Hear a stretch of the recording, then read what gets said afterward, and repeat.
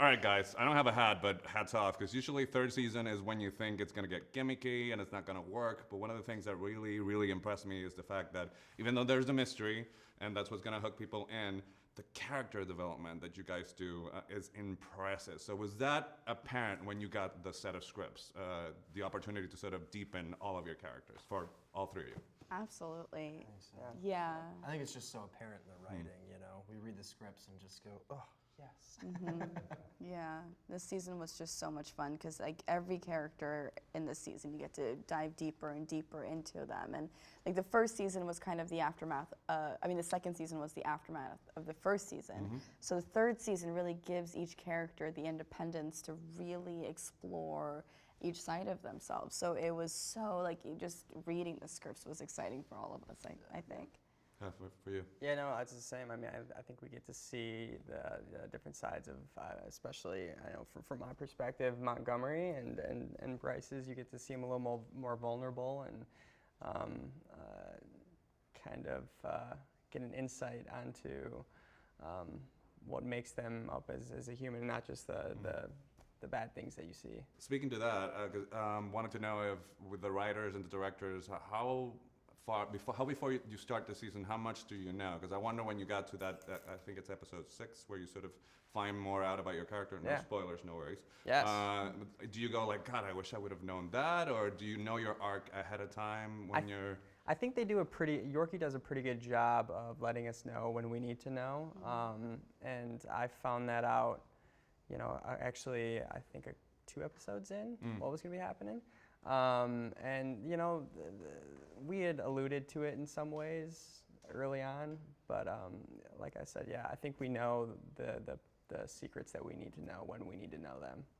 So Justin, what was your reaction to see that?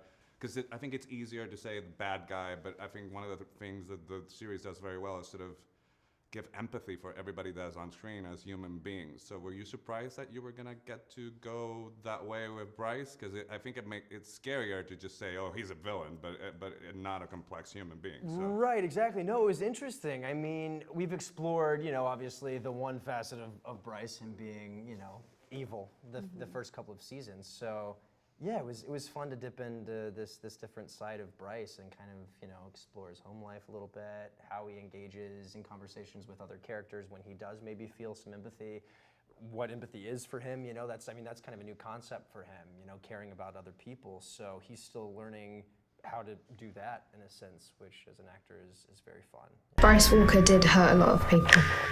The one he hurt the most was Jessica Davis. Somebody shot Bryce. Tyler has a gun.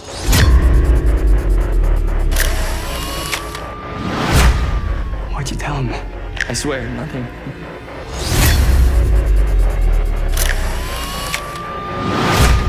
You don't know everything, okay, Clay? You hated Bryce. I didn't want him dead. I know Bryce hurt you.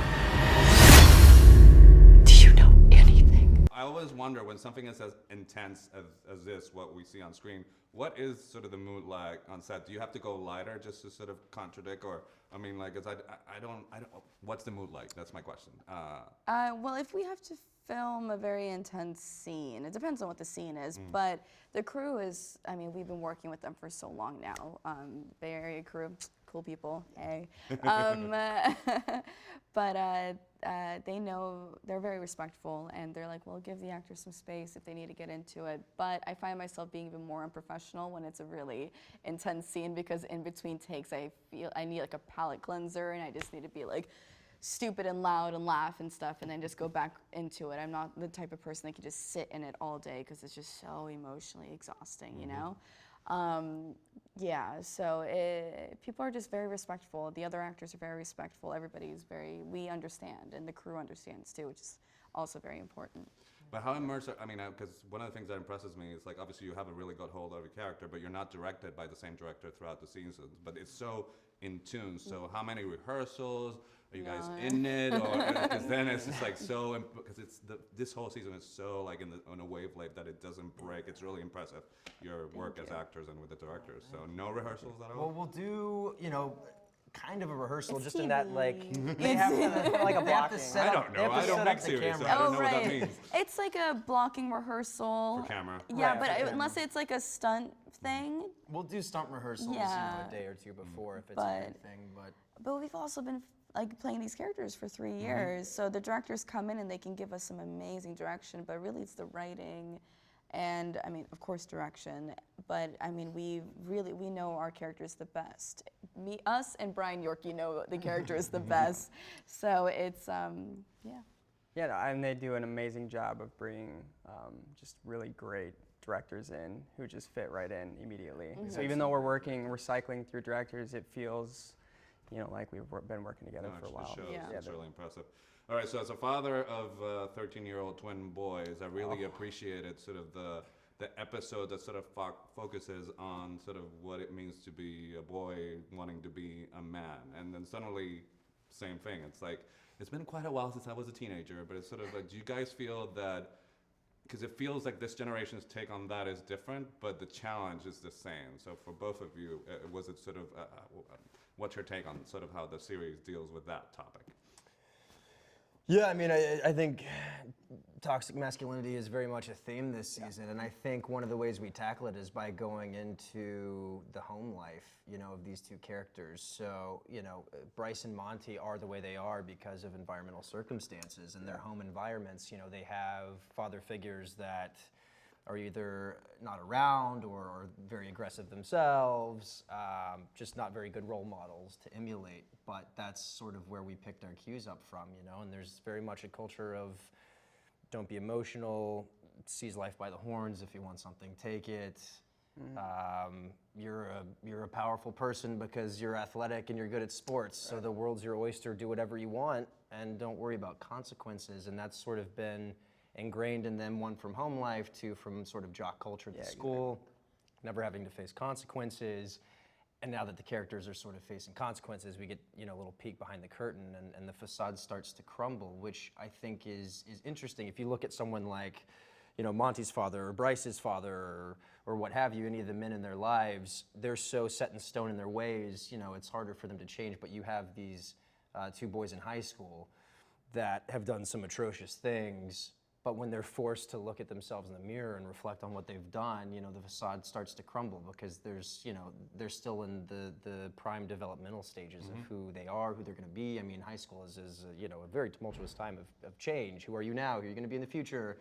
So yeah, I think there's still hope for them in that sense, and the toxic masculinity starts to crumble away in certain circumstances, and then flares up again in others, which I think is realistic. Yeah, I think our definition of being a man is changing right now. I think we're realizing that a man doesn't need to be, macho and always the provider. You can be sensitive and you can cry and you can, explore your emotions. And I think, unfortunately, a lot of times, in jock culture and sports, I played sports my whole life. You feel this need to be macho, because it is a competitive locker room type atmosphere. But unfortunately, Monty and Bryce are both products of that kind of culture and their home. With their. But it shows the damage. I think the show shows the damage But the that discussion sort of helps, mindset sort of the discussion. does. Right. I mean, look at what they've done in their lives. They're, they've done monstrous things. Right. All right, so let's lighten it up a little bit, because we Right. went there. Let's go. All right. Is there such a thing as since I am getting a spinoff, we were talking about Big Yes. One. Absolutely. Yes, Tony, he is. Yeah. Is there such a thing as a 13 Reasons Why initiation? Because you have a new cast member, Grace. And, Like a hazing? Amazing. That would be very like I'm against giving you the ideas for next show. season. Yeah. So. Be against the show. I think her hazing was just We getting. usually ignore them for the first 2 months. Oh yes. first Pretend they don't exist. Yeah. Don't talk to them. It's like, do you hear something? Yeah. Like weird British. Did you get this person Yeah. off an island, please? Like that Were kind you? of thing?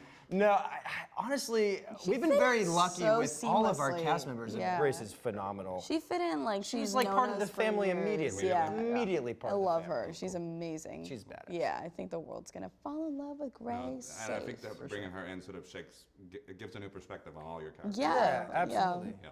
All right, so let me ask you this. Do you think that doing this show, because it's your job, you're doing great in it, but do you think that being immersed in sort of the material arms you with more empathy when you sort of step into your real life situation after working on the show? I will say 100% like yes. You know, it's like I said, it's easy for people to judge Montgomery based on his actions, which are not right or justified in any way, but you quickly learn that there's so much else going on beneath the surface, and I think you need to treat every person you encounter kind of in that manner, you know, because you never know what they're going through. You never know, you know, where their life is taking them right now, or what happened earlier that day. So you just can't judge someone based on what you see right away. Yeah, I mean, you take like Jess even as a character. You know, if someone were to transfer to Liberty right then and there, they see this very powerful, assertive person. They're like, oh, well, she's obviously got her life all figured out, and she doesn't know what trauma or pain's like because she's clearly got it figured out. Blah blah blah. It's like, well, no, she's who she is because of the pain and the trauma. You know, you don't know the depth of someone's past or what they've been through. And Yeah, you never know what's going on in someone's life. So just treat everyone with kindness. Be nice, man. There you go. So I think that's the perfect note to end. Pleasure talking to you guys. Thank thank you you so much. This is awesome. Remember, big one. Thank you. Big one.